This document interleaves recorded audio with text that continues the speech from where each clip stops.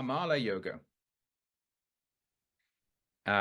If there be exclusively a benefic in the 10th from the ascendant or the moon, Amala Yoga exists.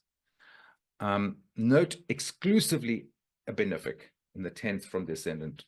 Okay. Amala Yoga will confer fame lasting as long as the moon and stars endure, and will make the native honored by the king, enjoy abundant pleasures, be charitable, fond of relatives, helpful to others, pious and virtuous. Okay. So Amala means stainless. The person enjoys a sterling reputation since they do good works that benefit society and show goodwill to others in their public dealings. And now this is not an extremely uncommon yoga, but there's certain things that can also make it more or less powerful. And the specific thing it's associated with is this idea of fame that endures, posthumous fame in particular. Not that the fame would start after, begin after death, but it tends to be enduring, right? And the person's reputation tends to sort of remain untainted. Now, Robert Hand, it so happens, has Amala Yoga.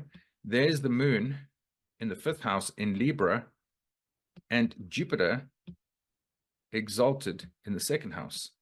And by the way, just referring back to the 2nd house and its association with erudition and knowledge, that exalted Jupiter in the 2nd is something that would in Jyotish be considered very good for an astrologer, whereas one wouldn't think that way in Western astrology.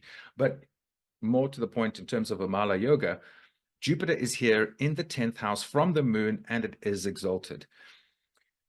Now, if we had to be a bit technical and look for some fault or flaw, blemish, right? The fact is that in Vedic astrology, Saturn, Mars, Jupiter, and Saturn all have special aspects in Vedic astrology.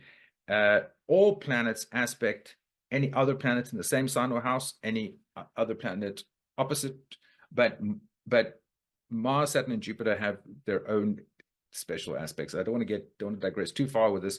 Very simply, Jupiter basically casts the equivalent of a trine. Okay, so Jupiter aspects the 5th and 9th houses from its position. Saturn aspects the 3rd and the 10th houses from its position. So if you have Saturn in the 12th, it will aspect your 9th as well as your 2nd. So basically, technically, Saturn is aspecting this Jupiter slight little, it doesn't, in my opinion, in my understanding of the criteria of this yoga, it doesn't cancel it. But that is the closest thing you could find to any issue, and it's a minor one. Okay. And